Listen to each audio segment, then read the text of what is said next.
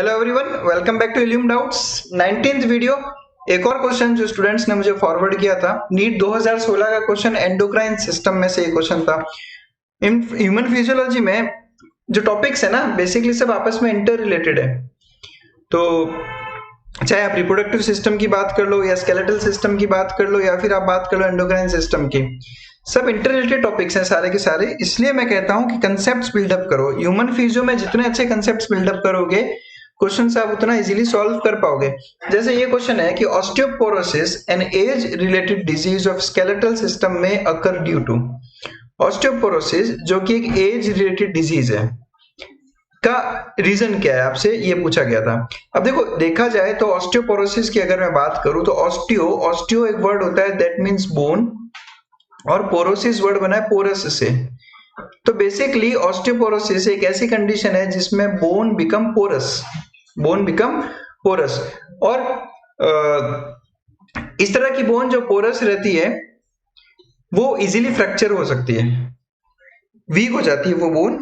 तो आपसे ऑस्टियोपोरोसिस का कॉज पूछा गया था। देखो, अगर मैं कंप्लीट लेवल पे बात करूं तो ऑस्टियोपोरोसिस के बहुत सारे कॉजेज होते हैं, ठीक है, कोई एक कॉज नहीं होता। But because exam multiple choice questions का रहता है, तो वो जो 4 ऑप्शंस हैं, उन 4 ऑप्शंस में से जो सबसे बेस्ट ऑप्शन है वो अपने को यहाँ पर सर्च करना है। ये 4 ऑप्शंस जो है एग्जाम में दे रखे थे, तो इन सबको बारी बारी से मैं देखता हूँ और देखता हूँ कि अपना आंसर क्या होना चाहिए। सबसे पहले 4th से चालू करता हूँ, high concentration of calcium and sodium.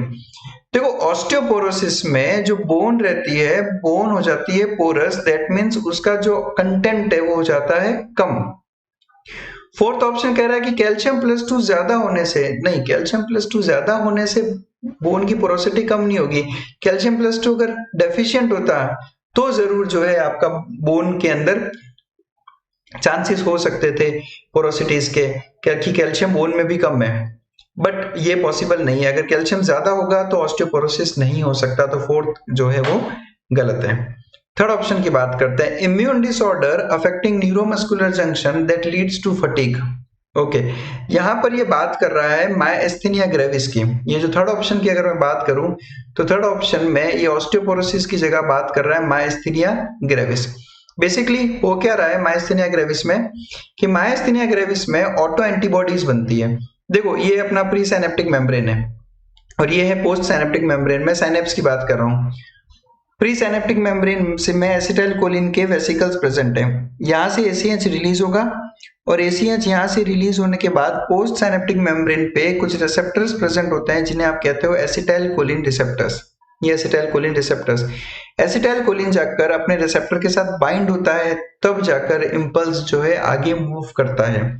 But myasthenia gravis एक ऑटो इम्यून डिसऑर्डर है, एक ऑटो इम्यून डिसऑर्डर है जिसमें एसिटाइलकोलिन रिसेप्टर्स के अगेंस्ट एंटीबॉडीज का फॉर्मेशन हो जाता है, यानी ऐसी एंटीबॉडीज बनने लगती है जो एसिटाइलकोलिन रिसेप्टर्स को ही डैमेज करने लगे। अब आप देखिए, अगर एसिटाइलकोलिन रिसेप्टर्स डैमेज होने लगे तो एसिटाइलकोलिन जो यहाँ से रिलीज होगा वो इनके साथ बाइंड नहीं हो पाता बिकॉज दे आर डैमेज्ड, और जो अपना इंपल्स कंडक्शन है वो प्रॉब्लम होने लगता है। This condition is called as myasthenia gravis. तो 3rd ऑप्शन भी नहीं हो सकता because 3rd option is myasthenia gravis.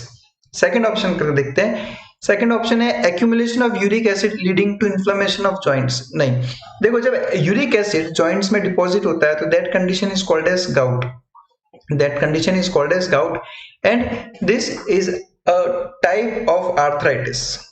gout is a type of arthritis जिसमें यूरिक एसिड की डिपोजिशन की वजह से जॉइंट्स इन्फ्लेम्ड होने लगते हैं। The condition is called as gout, तो 2nd भी ऑप्शन नहीं है। ठीक है, मैं इन तीनों ऑप्शंस को डिस्कार्ड कर चुका हूं, यानी जो बचा मेरा वो 1st जो है वही इसका आंसर है। ठीक है, बट अब ये 1st क्यों इसका आंसर है वो मैं देखता हूं। डिक्रीज्ड लेवल ऑफ एस्ट्रोजन इसका आंसर है। कैसे? एस्ट्रोजन का ऑस्टियोपोरोसिस से क्या रिलेशन है वो मैं रिलेशन आपको बताता हूं। देखो, एस्ट्रोजन जो रहता है, हमको पता है फीमेल सेक्स हार्मोन है एस्ट्रोजन। एस्ट्रोजन का ऑस्टियोब्लास्टिक एक्टिविटी रहता है। ऑस्टियोब्लास्टिक एक्टिविटी का क्या मतलब हो गया? ऑस्टियोब्लास्टिक एक्टिविटी का मतलब होता है बोन फॉर्मेशन, यानी एस्ट्रोजन की वजह से बोन का होता है फॉर्मेशन। मेनोपॉज कंडीशन में, menopause means the last menstrual cycle, तो मेनोपॉज के बाद में जब मेनोपॉज हो जाएगा, मेंस्ट्रुएशन खत्म हो जाएगा, यानी फीमेल रिप्रोडक्टिव पीरियड खत्म हो चुका है, उस वक्त एस्ट्रोजन रिड्यूस होने लगता है। And we all know why estrogen reduces, because menstrual cycle अब रन नहीं कर रही। तो एस्ट्रोजन रिड्यूस होने की वजह से जो इसका ऑस्टियोब्लास्टिक एक्टिविटी है वो भी कम होने लगेगा। ऑस्टियोब्लास्टिक इज बोन फॉर्मेशन की एक्टिविटी। तो सिंपल सी बात है, अगर बोन फॉर्मेशन कम होने लगेगा तो धीरे धीरे धीरे जो है बोन का जो है ऑस्टियोब्लास्टिक एक्टिविटी कम होने की वजह से यहाँ पे डेवलप होने लगता है ऑस्टियोपोरोसिस। तो this is the reason why osteoporosis develops after menopause and this is the reason why decreased level of estrogen leads to osteoporosis. इसलिए अपना आंसर होगा option first. That's it. Thanks a lot for watching us. Stay connected with us for more such doubts.